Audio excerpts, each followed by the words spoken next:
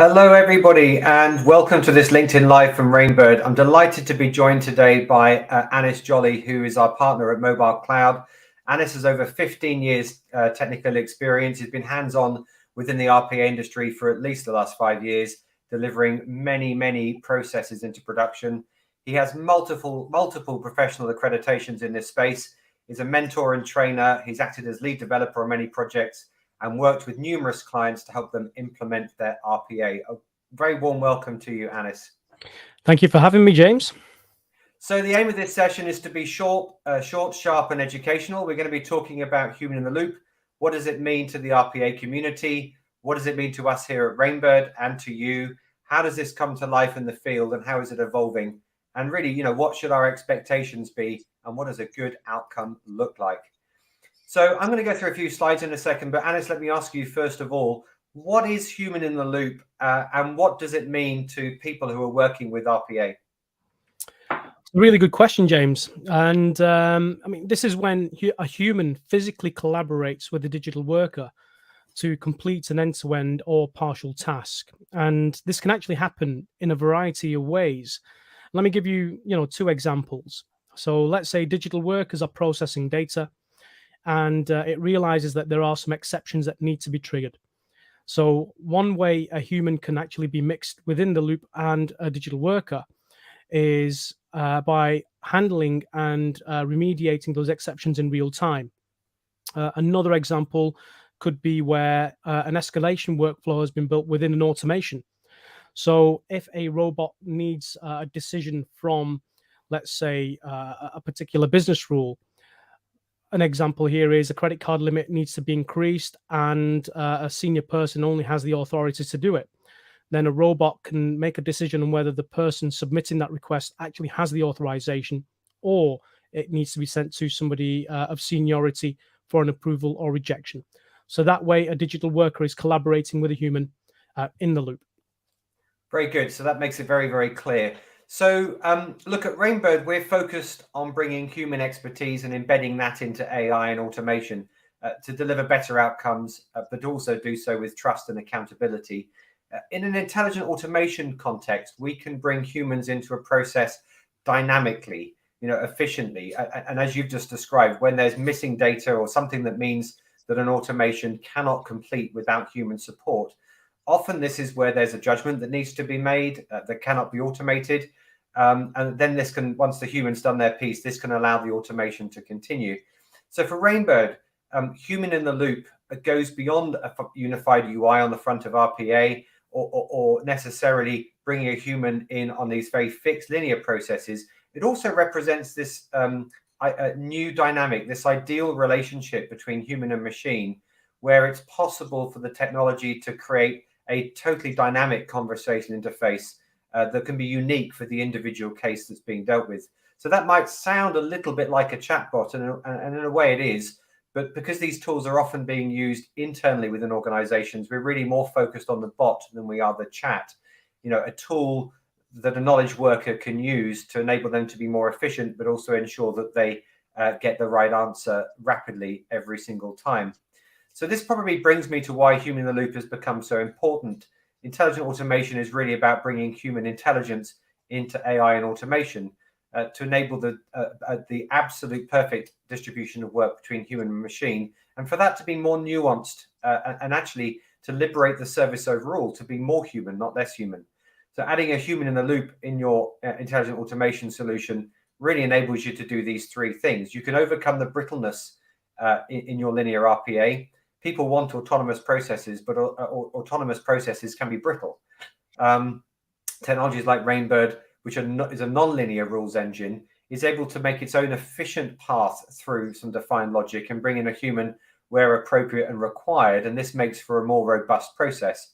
Secondly, human in the loop is about bringing human and machine together, allowing each to leverage their strengths, because for many, RPA is the robotic fingers and we rely on humans to be the brain.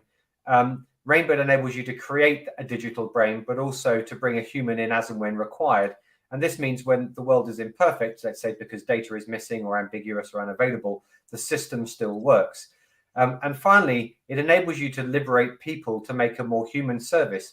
we don't come across clients that want to be provide a less human service to their clients. They want to be able to liberate people to focus on the customer. So this is also about differentiating by providing a more human service through the use of automation, not a less human service. Now, up until now, technologies have really forced us to think linearly, and this has limited us to the creation of largely tactical automations. RPA and business process tools tend to be linear. That is beginning to change as new technologies like Rainbird enable us to map what we know so that systems can make their own efficient path and make more complex judgments. So when you build knowledge maps, which are non-linear representations of business logic rather than the linear decision trees that we're all very familiar with, you can create strategic, reusable, multi-purpose tools that are also still auditable and explainable, which we know is really important if we're going to be automating decisions, particularly ones that are regulated and impact customers. So systems like Rainbird that are goal-oriented are capable of figuring out what is needed to reach a goal. And that's a very human attribute. It can devise the interaction it needs to get that information. Nobody has to strict conversational interfaces. It's automatically generated for workers to guide them in their work in any language. And that human interface, of course, something I'm sure we'll come to in a second, Anis, when we chat about this, can be anything from a simple chat dialogue to a smart speaker. At Rainbow, we once had Pepper robots walking around Hong Kong airport talking to passengers. So one final point just to make in the margins of this, by removing decision logic, which is really where we're talking about these more complex pieces, by removing that from RPA and putting it into non-linear rules engine like you can with Rainbird, you actually dramatically reduce the time it takes to build, execute, and maintain your RPA. We covered this in the last LinkedIn Live a few weeks ago. So if you want to see a recording, you can scan this QR code, or one of my colleagues will put it into the LinkedIn chat. In fact, we can accelerate any RPA program with this method and deliver much more complex use cases, including, of course, support for human in the loop. So for those that haven't seen Rainbird, this is just a screenshot of a Rainbird knowledge map, which has been built in the Rainbird studio. It's actually a business process rather than a pure technical process. This one deals with all the compliance decisions necessary to onboard a customer into a bank. It's sort of know your client and anti-money laundering checks. And I show this because it's important that you realize that a knowledge map should not be confused with a decision tree, because decision tree linear thinking really does limit what we can achieve with human in the loop. Rainbird knowledge maps allow you to synthesize all the nuance of human decision making by really modeling what's important. It's then possible for the system to make a pathway on a case-by-case basis, gathering the data it needs to make a decision from data sources you might connect it to. Failing that, it can try and infer it like we would based on what it knows, which is, again, a very human attribute. And failing that, of course, it can bring a human into the loop and ask them. So the more powerful the automation toolkit, of course, the less a human has to do, and that enables the human to get busy and focus on other things. So we're about to go into a bit of a chat around this. Before we do that, just to make a quick point, we have we're running regular webinars like this on LinkedIn Live. This is the next one. Again, there'll be a link where you can always go and sign up. I'll be joined by my colleague, Adam Musketeer, who's ex-BluePrism. We're going to be covering the essential tips that you need to fast track any intelligent automation use case. So you can sign up for that very easily as well. But even if you can't make the date, please do sign up, because you'll get the recording. So look, let's get into our discussion, Anis. I know I've covered quite a lot there very quickly, because I know we have a limited amount of time and we're conscious of everybody very busy at the moment. But what do you think about the kind of human in the loop that I've laid out? What do you agree with? What do you disagree with? And how does that this capability perhaps sit alongside the human in the loop that you're familiar with in the work that you're doing alongside RPA?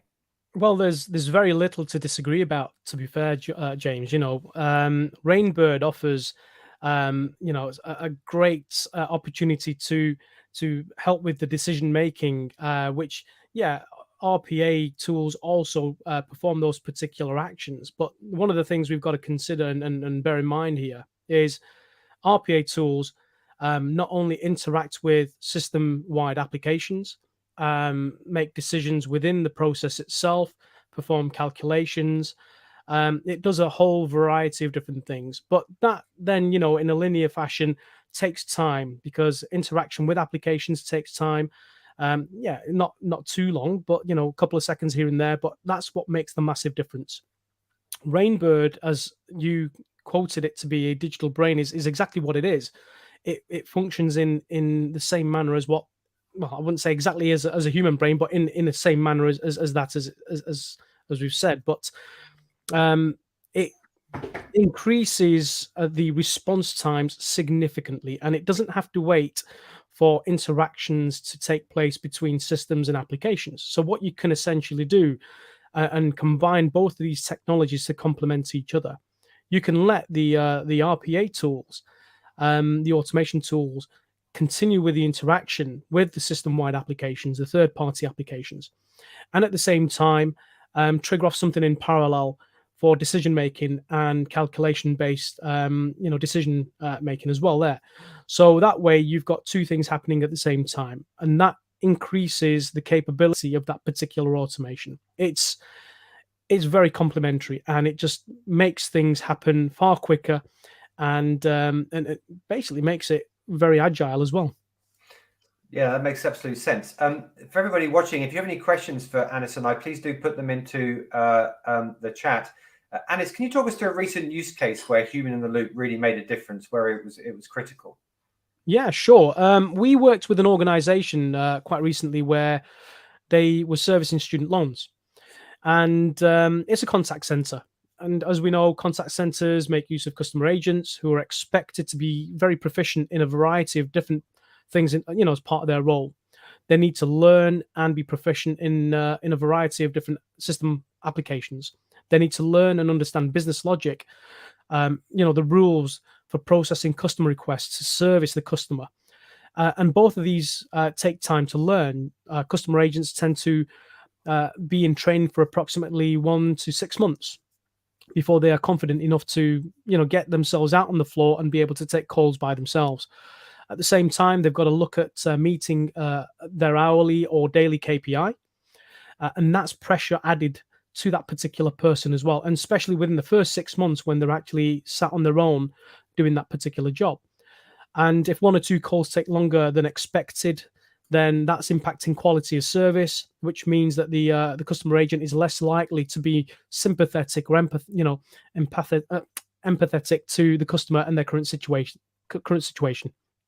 So what we did was, when we introduced RPA and human in the loop as part of the overall solution, we engineered the automation to behave differently to your traditional customer agent.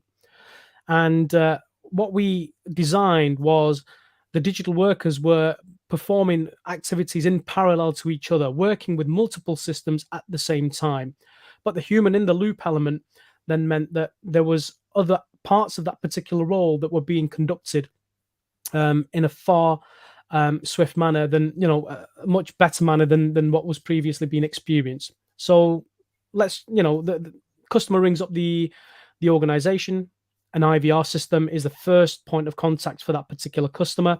Right. And while they're working themselves through the menu system, they're typing in the details or verbally speaking to trigger certain IVR points. Now, at this point, the digital worker is actually capturing this information, the data, and it goes away and, where possible, looks at the internal organization systems to collect the data on behalf of the customer. This is then presented to the customer agent to say whether the customer is fully authenticated or not, and paints the data on the customer's user interface. On the customer agent's user interface. This is the human in the loop. This is the human in the loop element. So the single user interface that's being used in order to service this customer. Now, once authentication is successful, the digital worker has already captured quite a lot of the customer's information. So it paints a 360-degree view of this particular customer and builds a dashboard with a toolbar that presents a series of icons related to that customer and their account. Now, let's say the customer is querying something as simple as a settlement figure that they'd like to request from said organization. instead of the customer agent having to go through the number of different systems in order to review the account, perform calculations, getting the calculator out and figuring out exactly what the settlement figure is going to be from next month onwards, all the customer agent has to do is click a button, and that button will trigger a digital worker to go away and perform and process the business logic that sits behind that particular task.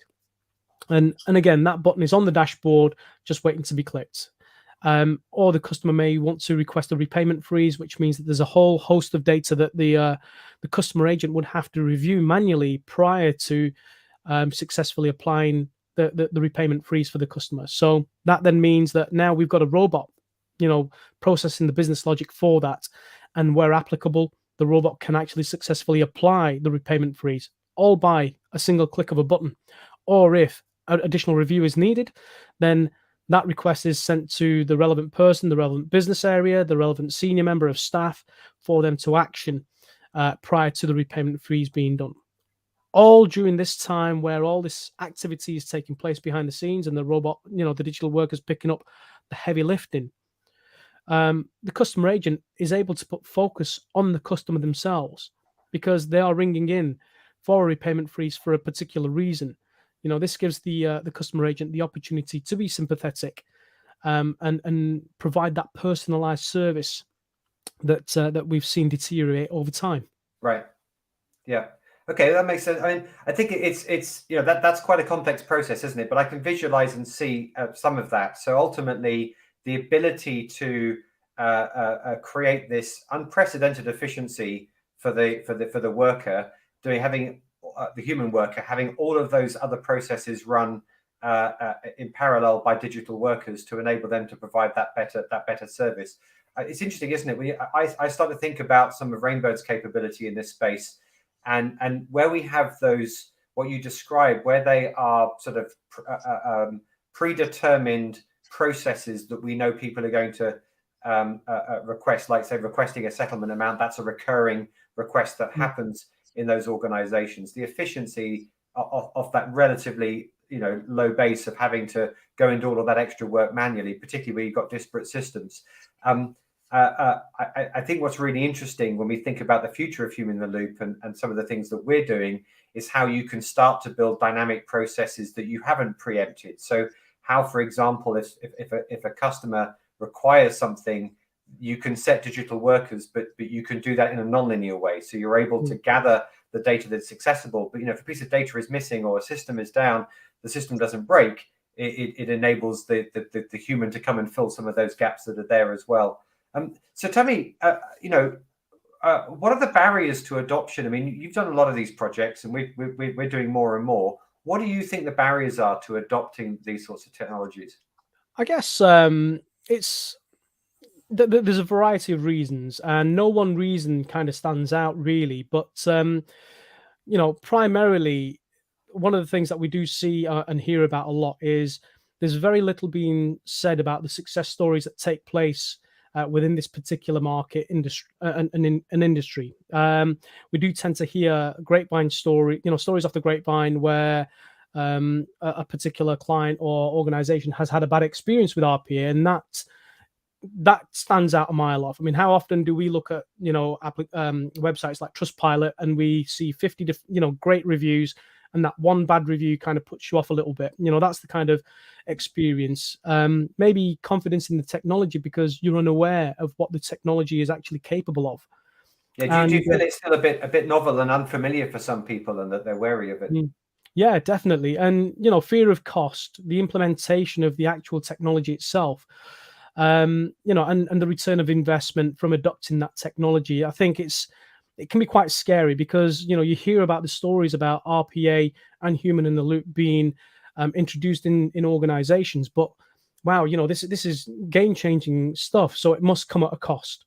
So again, the fear factor there can help drive the wrong decision sometimes. Yes, it's almost a perception. It's a perception of of what the barriers are, isn't it? More than the reality, because ultimately our experience is it's not particularly the technology that's the challenge. It's not the lack of money. It is confidence, isn't it, in knowing where to start, and also recognizing that in a history of where software projects have always felt like they're big bang. It's like it's a big investment, big change.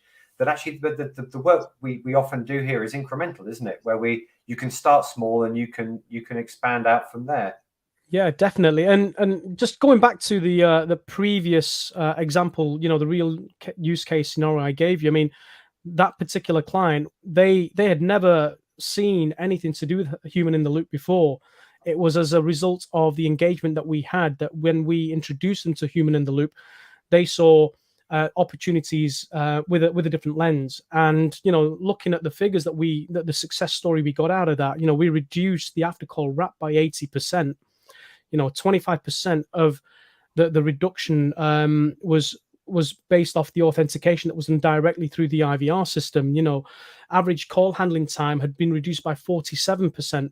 That's massive, when you're talking about a call center, because those sorts of times are spent, just trying to service the customer and do things after the call. And that's time saved. So, looking at the projected savings over a 3-year period for this particular client was $8.5 million. That's not, it's not a non-trivial amount of money, isn't it? And yeah. I think this is where really, human in the loop, stringing these together, doing it in more dynamic, powerful ways, provides the space for organizations to provide a more human service. Because ultimately, as consumers, we all want the benefits of being able to use these access services 24/7. We're all used to submitting our meter reading online when it's convenient to us, and I personally would like to be able to shout that at a smart speaker one month and maybe put it into my website the next month. But we also want the freedom, don't we, of being able to speak to a human being when we really need it, or when it's something that's sensitive or complex. And I guess it's liberating organizations to be able to do the best of both worlds. Definitely, yeah. I mean, creative minds. We've got so many opportunities within this space. It's just being creative with that. What's available to us. And like you said, with regards to being able to speak to a smart speaker, putting meter reads through to your local energy supplier without having to lift a phone up, that'd be amazing. And there are APIs out there that you can do that. Yeah, it's just making sure that you can confidently introduce it into an automated space. Yeah, I think some of the projects that we've done in the past include things like, it's hard to imagine, isn't it, using linear technology to be able to create a process where you could talk to your smart speaker about what the right kind of bank account would be or mortgage for you, because that's not linear, it's complex, it's more nuanced. But this sort of non-linear capability that we're bringing enables that new generation of human in the loop where you may have a customer that needs an interaction that's entirely unique to them, and that's still possible. It's safe, it's audited, it doesn't require you to get into machine learning and things that are not explainable. So look, clearly human in the loop benefits organizations because it's bringing efficiency, a greater levels of efficiency. It's also shifting the outcome for customers, isn't it, as well? What do you think the ultimate destination is here? Because I think what excites me is this isn't the apex of this technology. This is just the beginning. Briefly, because I know we want to get on to a couple of questions that have come in. What do you think? Where do you think this is going to go? What's the ultimate destination here? I think this, human in the loop opens doors for some real good opportunities. It's something that's been missed, I think, by the RPA world. I mean, it's still in its infancy. There are a lot of RPA vendors that have introduced it into their products, and it just gives clients the opportunity to kind of try it out and see what fits with them. But in everyday RPA, there are some real good opportunities. We do things on a daily basis where we do need to be collaborative with certain automated features, like in what we do in our laptops or our desktops, and using concepts such as that, we can introduce human in the loop, and using Rainbird to do all the decision making, because you do need a digital brain to help you make those decisions rather than let the robots keep doing making those decisions as well. Just separate it out and collaborate it. Yeah, absolutely. Let's use RPA for doing what it's good at, being the fingers and the muscle, and allow a superior engine to orchestrate what they should be doing. Okay, let's take a few questions. We've received one via email. How can machine learning come into the decisioning to remove the need for human action further? Thanks, Ollie. Ollie works within our team here. He's just put that one up. That's coming by the channel. I'd be interested in your view on this. I mean, machine learning is applied, isn't it, into lots of different areas. Clearly, it's intrinsic to natural language processing, image recognition. Trying to structure ultimately what is unstructured data, determining intent, and that has a role to play, doesn't it? But it also has, is ultimately predictive, and it's capable of informing some of these big strategic decisions we might make. So, we know there are challenges relying on machine learning in the decision space because machine learning remains pretty uninterpretable. It's a prediction at the end of the day. It's not a judgment. You still need the human on the end of the process to apply that judgment, or something like Rainbird's inference engine to systemize that judgment. So I think it's important that we recognize as a predictive technology and be wary of its role in automating decisioning. But Anis, do you have anything to say about its role in some of the other parts of the tech stack when it comes to human in the loop? Yeah, a great example for this is something, came across a video quite recently which explained how ML, image recognition, can detect whether a particular pipe needs to be repaired. So if, let's say, someone on a work building site takes a picture of a pipe and it's got some corrosion on there, they submit it through the Humanintheloop facility, i.e. upload it via a single attended automation user interface, which gets picked up by a digital worker, which then gets assessed by an image recognition capability of the said RPA tool. It can determine whether the corrosion's really bad and needs servicing, or whether the corrosion's satisfactory for now, but is still on the radar to be looked at again in the very near future. Those sorts of scenarios can be very easily serviced by RPA, Humanintheloop, and Rainbird. Yeah, absolutely, and ML has a role to play in that, doesn't it? But being wary of the fact that it's predictive. Okay, we're getting short on time, so another quick question: are there any types of data entry forms that work particularly well in terms of getting human input? Who should receive them internally? I mean, it's interesting, isn't it? There's been a big surge of chatbots some years ago, and clearly they sort of came and went as organizations suddenly realized that the chat part of that takes an awful lot of work. I mean, we've seen projects where there's a tremendous amount of expense goes into making sure you understand intent, when actually the robotic process, or the kind of, once you understand the intent, the process to find the resolution is actually somewhat easier to encode. I mean, would you agree, Anis, that the interface can be anything, can't it, pretty much? Yeah. The interface does not need to be a simple form. It could be absolutely anything. We've integrated an IVR directly with Amazon Lex, which feeds straight into a digital worker. That's just one way of capturing some form of intent, and it could be absolutely anything. Somebody might be ringing in sick, or somebody is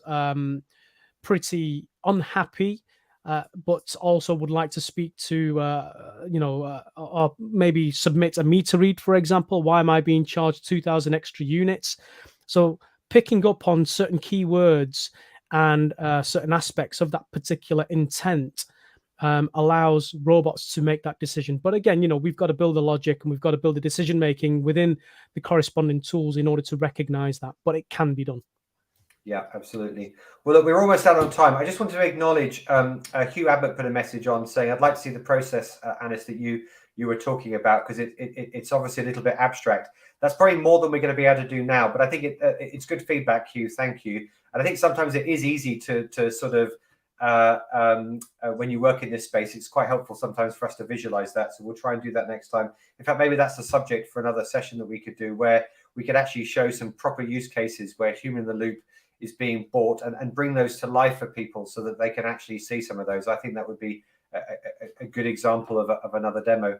Well, look, we're on half past the hour, so we're pretty much out of time, folks. But I'd just like to say thank you again to you, Anis, for your time. Please do remember that our next event that's coming up in a couple of weeks' time We're going to be looking at the 3 steps to fast track identifying the right use cases for intelligent automation with some really powerful project patterns there. Please join us. Again, it's only going to be another half an hour. If you can't make the date, then do click the link as well, and we'll send you the recording. Thanks again to you, Anis. Thanks really for joining. Thank you, James. It's great to see you here, and we look forward to seeing you at the next webinar. Thanks very much. Thank you very much. Take care. Bye.